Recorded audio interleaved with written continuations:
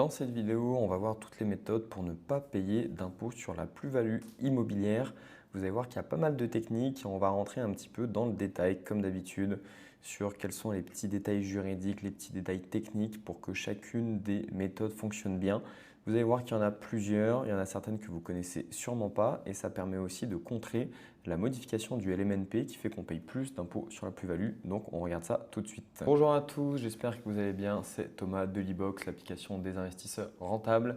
Et aujourd'hui, on va parler d'impôts sur la plus-value immobilière. On sait que quand on fait une plus-value, on est content, mais on a des impôts qui nous rattrapent vite. Donc on va regarder un petit peu comment est-ce qu'on calcule cette plus-value très rapidement. Et on va surtout voir les méthodes qui existent, il y en a 3, pour ne pas ou très peu payer d'impôt sur cette plus-value immobilière. Ça peut être très intéressant, comme je disais, pour éviter de payer de l'impôt sur vos biens en LMNP. Vous allez voir qu'il y a des trucs assez sympas. On va aller tout de suite sur mon écran pour regarder tout ça. Les 3 techniques pour ne pas payer d'impôt sur la plus-value. On va commencer par un petit rappel sur le calcul de la plus-value.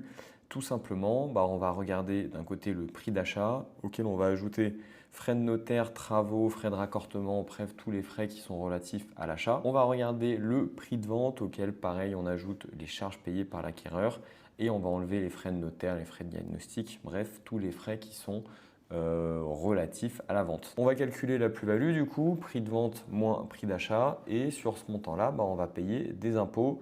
On en paye 2, prélèvements sociaux, impôts sur le revenu, on connaît et on est sur un total de 36,2%, donc ça pique.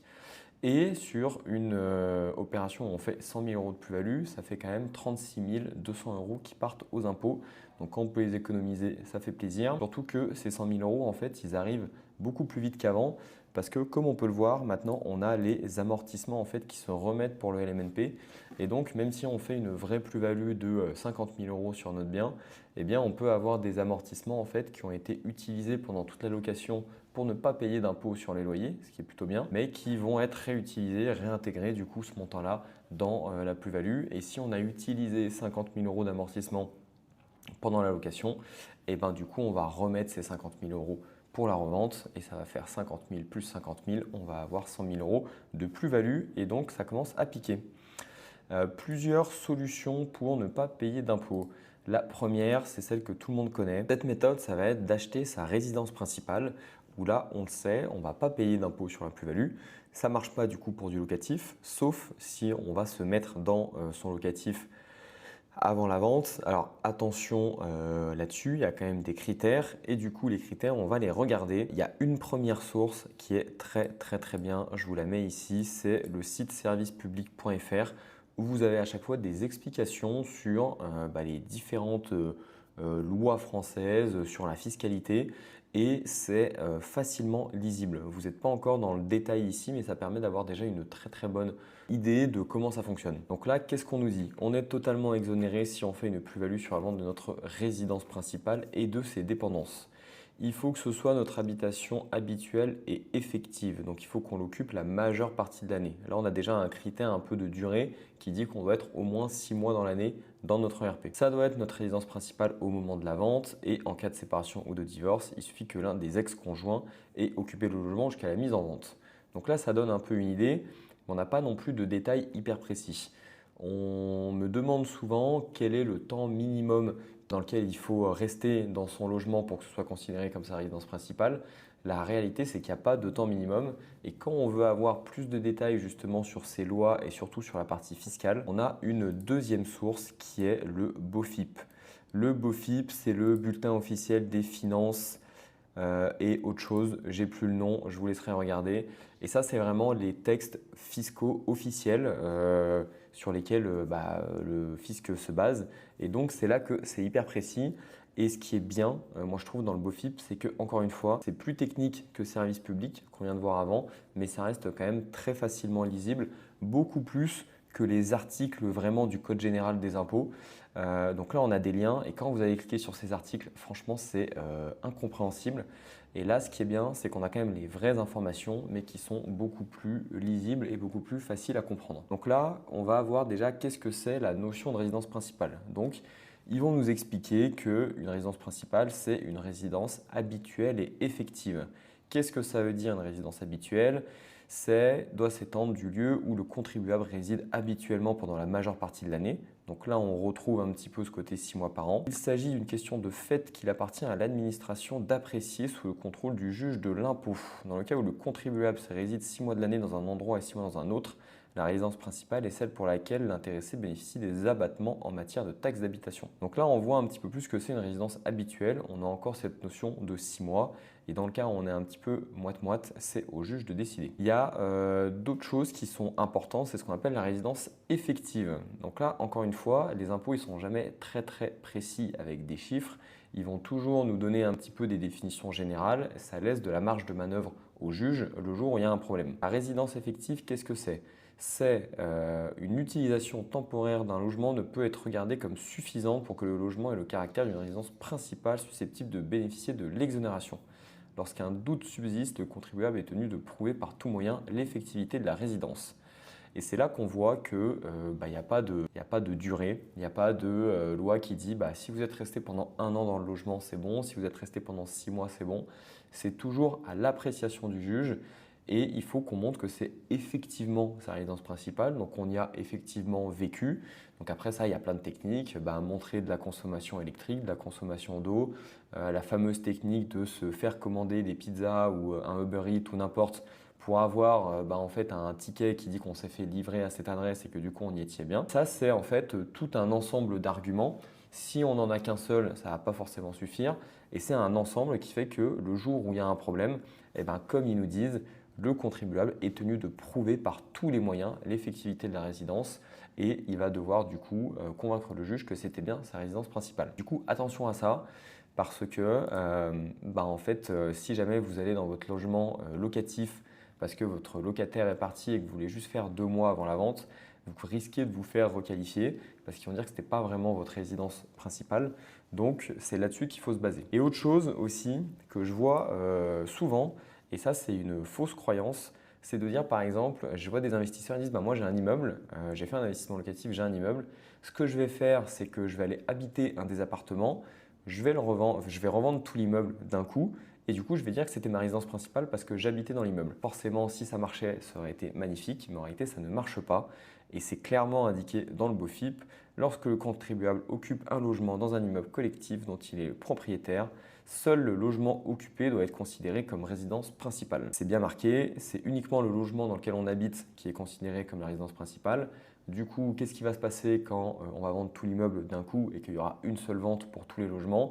C'est souvent qu'il va y avoir un prorata qui va être fait. Le plus simple, c'est de faire un prorata en fonction de la superficie ou alors après, il faut aller faire des estimations de valeur par des agences immobilières si jamais vous pensez que l'appartement dans lequel vous vivez, il faut plus cher parce que peut-être qu'il était dans un étage élevé, peut-être qu'il était un peu plus qualitatif en termes de prestations. Mais du coup, il n'y a que cette fraction-là du prix qui va être exonérée de plus-value et le reste, malheureusement, va falloir payer. Ça, c'est la première solution qui est quand même assez connue. Du coup, j'achète ma RP, je ne suis pas imposé sur la plus-value. Mais il faut quand même avoir en tête un petit peu les différentes règles là-dessus fiscales. Et ensuite, on a une deuxième règle qui est beaucoup moins connue et qui pour le coup est très intéressante. C'est le réinvestissement dans une résidence principale. Donc ça, qu'est-ce que ça veut dire? C'est que si jamais vous avez un locatif, que vous le vendez et que vous réinvestissez l'argent de la vente dans votre résidence principale sur une durée de 24 mois, entre la vente de votre locatif et l'achat de votre résidence principale, eh bien, vous n'aurez pas d'impôt sur la plus-value sur la vente de ce premier bien locatif. Donc là, on va faire comme tout à l'heure. On a d'abord la partie service public où ça nous explique un petit peu dans les grandes lignes comment ça fonctionne. Donc là, ils nous disent bien, si vous êtes exonéré en cas de vente d'un logement autre que la résidence principale si vous respectez les 2 conditions suivantes. La première, c'est celle que je viens de dire. Vous utilisez le prix de la vente pour acheter ou construire votre habitation principale dans un délai de 2 ans. Et il y a quand même un autre critère qui fait que ça ne colle pas pour tout le monde malheureusement, mais il faut ne pas avoir été propriétaire de sa résidence principale dans les 4 années précédant la vente. Du coup, ça, c'est un truc qui peut bien marcher si par exemple vous êtes locataire et que vous avez commencé par du locatif et peut-être qu'à un moment vous avez un bien sur lequel vous avez une bonne plus-value, peut-être que c'était un LMNP et que du coup avec les amortissements comptables qui vont être réintégrés dans la plus-value, vous avez une grosse plus-value qui vous attend. Là, ça peut être une bonne idée peut-être de le vendre et puis de le réinvestir dans votre résidence principale pour profiter de cette exonération de plus-value. Ça peut être une solution. On va aller toujours pareil sur le BOFIP pour voir un petit peu le détail de comment ça marche. Il y a une histoire aussi de remploi partiel ou total parce qu'on dit qu'il faut réinvestir le montant total de la vente. Du coup, ça veut dire qu'en fait, il faut qu'on achète une résidence principale qui nous coûte plus cher que le prix de la vente de notre investissement locatif. Donc ça peut être compliqué par exemple si on vend un immeuble et qu'on doit acheter une résidence principale derrière. Et il y a quand même une possibilité, c'est que si jamais ce réinvestissement il n'est pas de la totalité du montant, en fait on a une exonération qui est partielle. Là, qu'est-ce que nous dit le BOFIP? Il dit que la plus-value est exonérée à hauteur de la fraction du prix de cession remployé par le cédant à l'acquisition, la construction de sa résidence principale. Et là, du coup, on a un petit exemple qui est fait directement par le BOFIP, donc ça permet de vraiment bien comprendre. Et il nous dit ça, on prend un exemple d'un logement qui est vendu à 300 000 euros avec une plus-value de 120 000 euros. Et là, la personne va réinvestir 180 000 euros dans sa résidence principale. Il se trouve que 180 000 euros par rapport à 300 000, ça fait que 60%. Et du coup, il va avoir une exonération uniquement sur 60% de la plus-value, c'est-à-dire les 120 000 euros de plus-value qu'il a fait sur sa vente de son bien locatif. Et il va payer des impôts sur les 40% qui restent. Donc là, ce qu'on voit bien dans cet exemple, c'est qu'on doit réinvestir tout le prix de la vente et pas toute la plus-value. Parce que là, on a une vente à 300 000 euros, on a une plus-value à 120 000 euros. On aurait pu se dire, je réinvestis 120 000 euros dans ma résidence principale. Non, ça ne suffit pas. Il faut vraiment qu'on réutilise tout le prix de la vente, les 300 000 euros pour acheter sa résidence principale. Et là, dans cet exemple-là, on voit qu'il n'y a que 180 000 euros qui ont été réinvestis. Et donc, dans ce cas-là, en fait, il n'y a que 60% d'impôt sur la plus-value qui est exonéré. Donc ça, c'est important de l'avoir en tête. Si jamais vous vendez un immeuble avec une grosse plus-value, il faut avoir derrière une grosse résidence principale sur laquelle vous allez faire un réinvestissement. La troisième solution qui est un petit peu plus longue, on va dire, c'est de vendre après 30 ans de détention. Alors ça, je ne le conseille pas forcément, c'est bien de l'avoir en tête, mais je ne le conseille pas. Pourquoi? Parce que, en fait, quand vous achetez un bien immobilier, au début, vous avez une très grosse dette par rapport au montant qui est investi. Et ça, c'est une très bonne chose. Je vous mets une vidéo où je parle de l'effet de levier et de pourquoi est-ce que c'est absolument magique. Mais en gros, quand vous avez un ratio de j'ai mis 10 000 euros dans un projet et en fait j'ai emprunté 90 000 pour acheter un appartement à 100 000 euros, vous avez un ratio de 10. Donc en fait, c'est super intéressant.